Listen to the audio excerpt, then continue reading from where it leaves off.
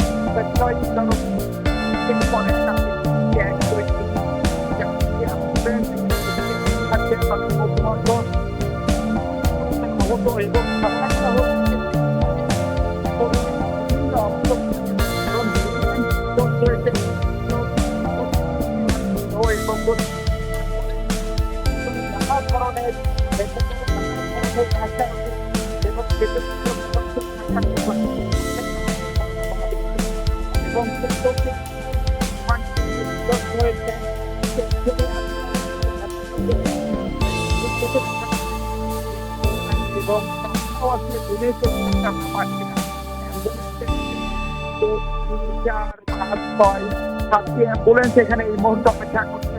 Ambulance কারণ একটা ambulance থেকে আহত শিক্ষার্থীরা, ছোট ছোট মানুষ, একেবারে স্কুল কলেজের বাচ্চা বাচ্চা শিক্ষার্থী, আমরা যত একটা বড় অংশ স্কুলের পোশাক অনেকের তুলে করতে হচ্ছে এবং তাদের মুখ, চোখ, মুখ শরীরের বিভিন্ন অংশ খুব বড় ধরনের বার্নিং। ছোট ছোট শিশু নিষ্পাপ শিশু, তারা কোনো ধরনের অপরাধ না করে তারা যে পরিস্থিতি ছিল সেখান থেকে পরিস্থিতিতে ছিল সেখান থেকে আপনি নিশ্চিতভাবে দেখতে পাচ্ছেন একে একে নামানো হচ্ছে।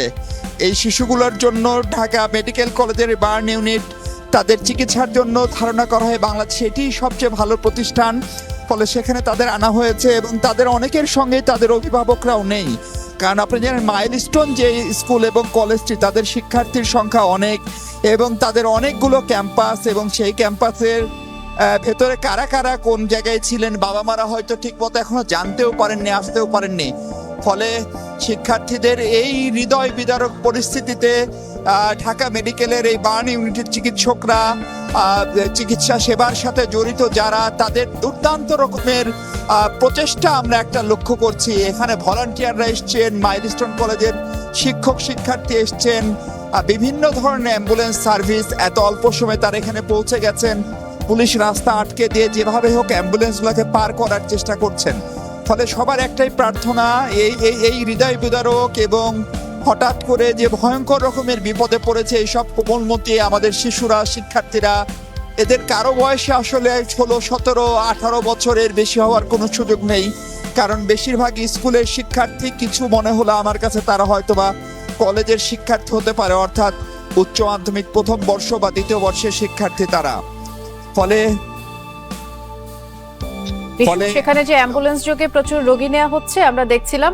তবে একটি বিষয় একটু আপনাকে অনুরোধ করব, আমাদের ক্যামেরায় যে সহকর্মী আছেন, যেহেতু সেখানে আপনি বলছিলেন যে বার্ন ইনস্টিটিউটের রোগীরাই আসছেন, বেশি পুড়ে যাওয়া বা ঝলসে গেছে এরকম রোগী যাতে আমরা না দেখাই, কারণ অনেকে হয়তো সেটি দেখে কষ্ট পাবেন বা দেখতে পারবেন না। আরেকটি বিষয় একটু আমাদেরকে জানাবেন, আমরা যেমনটি জানাচ্ছিলাম দর্শকদেরও, যে উত্তরায় যেহেতু এই ঘটনাটি ঘটেছে, মিশু আপনি যেহেতু সেখানেই আছেন, উত্তরায় চিকিৎসক সংকট দেখা গেছে এবং আহ্বান জানানো হচ্ছে উত্তরায় যাতে চিকিৎসকরা গিয়ে যোগ দেয়। আরেকটি খারাপ খবর, একটি বেদনাদায়ক খবর, আমরা যেমনটি বলছিলাম স্কোয়াড্রন লিডার তৌকিরের কথা, তিনি মারা গেছেন, তার মৃত্যুর খবরটি নিশ্চিত করা হয়েছে। মিশু ইতোমধ্যেই আমরা শুনে আপনাকে জানিয়ে রাখলাম। এবং বারবার যেটি বললাম, যেহেতু প্রচুর মানুষ সেখানে আহত হয়েছে, প্রচুর মানুষ, রোগী যারা আছেন, যারা পুড়ে গেছেন বা ঝলসে যাওয়া রোগী আছেন, তাদেরকে আমরা না দেখানোর আহ্বান জানাচ্ছি। এবং যিনি ছিলেন প্রশিক্ষণ পাইলট, যিনি ছিলেন সেখানে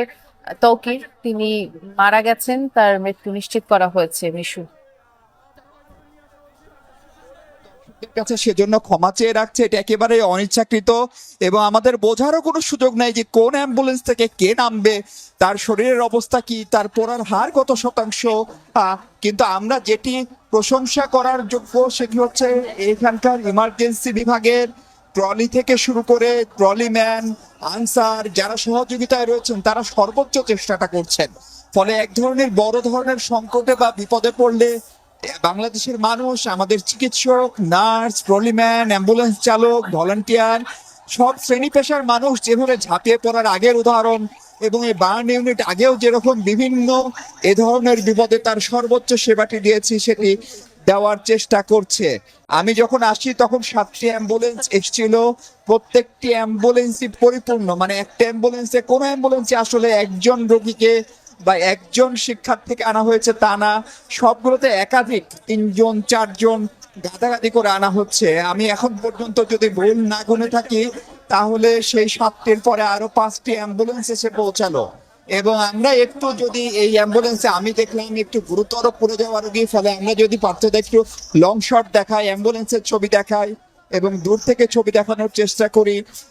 ফলে আমরা একজন একজন একজন শিক্ষক সম্ভবত দেখলাম, তিনিও তার শরীরে, তিনি সিনিয়র মানুষ, হয়তো 40-এর মতো বয়স হবেন প্রাথমিক ধারণা, আমার চোখে দেখে যে ধারণা সেটা বলছি। তার শরীরের সামনের এবং পেছনের পুরো অংশ এবং চোখ ছাড়া মুখের প্রায় পুরো অংশ আসলে পুড়ে গেছে। আমি জানি না, চিকিৎসকরা ভালো বলতে পারবেন কত শতাংশ বার্ন হয়। আমাদের অতীত অভিজ্ঞতা বলে যে পুড়ে যাওয়ার ঘটনায় শ্বাসনালী যদি পুড়ে যায় কারো, এবং কারো শরীরে যদি 70-80% মতো পুড়ে যায়, তাহলে আসলে তাদেরকে গুরুতর রোগী হিসেবে বিবেচনা করা হয় এবং তাদেরকে বাঁচিয়ে তোলার জন্য চিকিৎসকদের অনেক চেষ্টার পরেও তাদের একটা অংশকে আসলে বাঁচিয়ে তোলা সম্ভব হয় না।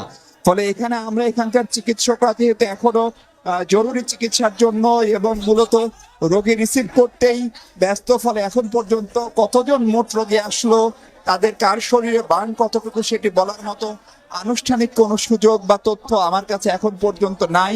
আর আমরা জানি না, ঘটনাটি বলে রাখি, কিছুক্ষণ আগে দুপুর 2টার কিছুক্ষণ আগে বাংলাদেশ বিমান বাহিনীর একটি প্রশিক্ষণ যুদ্ধ বিমান অনাকাঙ্ক্ষিতভাবে সেটি দুর্ঘটনার শিকার হয়, সেটিতে বিস্ফোরণ ঘটে।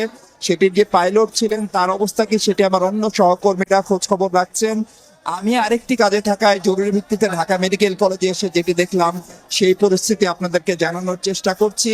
প্রাথমিক ধারণা হচ্ছে এখন পর্যন্ত অন্তত 32 থেকে 33 জন গুরুতর পুড়ে যাওয়া রোগী, যাদেরকে উত্তরার নিকটস্থ কোনো হাসপাতাল, এমনকি বাংলাদেশ সশস্ত্র বাহিনীর যে সম্মিলিত সামরিক হাসপাতাল অর্থাৎ সিএমএইচে যাদের চিকিৎসা, পুড়ে যাওয়ার এই চিকিৎসা সম্ভব হয়নি, তাদেরকে কেবলমাত্র ঢাকা মেডিকেল কলেজের এই বিশেষায়িত ইউনিটে পাঠানো হয়েছে। ফলে এখান থেকে আমরা যেটা বুঝতে পারি সেটা হচ্ছে ঘটনার ভয়াবহতার মাত্রা। এবং যেহেতু মাইলস্টোন স্কুল অ্যান্ড কলেজ সেটা একটি বড় স্কুল, শিক্ষার্থীর সংখ্যা অনেক বেশি এবং একটি পুরো ভবন, তাদের ওই পুরো এলাকাটি তাদের নিজস্ব ভবন এবং সেই ভবনের উপরে পড়েছে। ফলে সেই ভবনটি ঠিক কত তলা ছিল, আমি আগে যখন মাইলস্টোন কলেজে যাওয়ার বা দেখার সুযোগ হয়েছে, সেখানে আমরা দেখেছি 8 তলা 9 তলা পর্যন্ত তাদের বিল্ডিং গুলো, এবং প্রত্যেকটি ভবনেই প্রত্যেকটি ফ্লোরেই কিন্তু ক্লাসরুম রয়েছে। ফলে যেহেতু স্কুল কলেজ খোলা ছিল ভেতরের দিকে, ফলে কত শিক্ষার্থী ঠিক এরকম ভাবে এই দুর্ভাগ্যের শিকার হয়েছেন আমরা জানি না, এখন পর্যন্ত বলা সম্ভব না। আমরা দেখতে পাচ্ছি ঢাকা মেডিকেল কলেজের বার্ন ইউনিটের একদম ওয়ার্ড বয়, পরিচ্ছন্নতা কর্মী থেকে শুরু করে তারা এখানে এক ধরনের প্রস্তুতি নিয়ে রাখছে, একদম ট্রলি থেকে শুরু করে, অর্থাৎ রোগী আসলেই তাদেরকে যেন ন্যূনতম প্রাথমিক চিকিৎসাটি দেওয়া যায় এবং তাদেরকে বাঁচানোর জন্য যে চেষ্টা করা যায় সেটার জন্য একযোগে কাজ চলছে। এটি এমন একটি ঘটনা যে ঘটনার জন্য আসলে কাউকে সরাসরি দোষারোপ বা দায়ী করার সুযোগ নেই, কিন্তু তারপরেও আমাদের চিকিৎসকরা সেটি করছেন। এই মুহূর্তে আমরা দেখছি যে 12টির মতো অ্যাম্বুলেন্স আমি আসার পরে থামলো এবং সব মিলিয়ে একটা প্রাথমিক ধারণা ওয়ার্ড বয় বা যারা রিসিভ করছেন বা পুলিশের কর্মকর্তা, তাতে 30 থেকে 32 জনের মতো রোগী এরই মধ্যে হয়তো এখানে এসে পৌঁছেছেন। সংখ্যাটি একটু এদিক সেদিক হতে পারে, যদি কম বেশি হয় সেটা আমাদের অনিচ্ছাকৃত ভুল। আমরা এটিও দেখছি যে বার্ন ইউনিটের বিভিন্ন চিকিৎসক যারা এখানে হয়তো ডিউটিতে ছিলেন না, তাদেরকেও ইমার্জেন্সি ভিত্তিতে কল করা হচ্ছে, একের পর এক সেই চিকিৎসকরাও আসছেন। কারণ আপনি জানেন এখানে শিফটের ডিউটি, ফলে স্বাভাবিক অবস্থায় শিফটে যতজন চিকিৎসক, নার্স, ওয়ার্ড বয় থাকে, এখনকার পরিস্থিতি আসলে আর সেরকম নাই। এটি একটি জরুরি অবস্থা, জরুরি পরিস্থিতি এই মেডিকেলে উদ্ভব হয়েছে।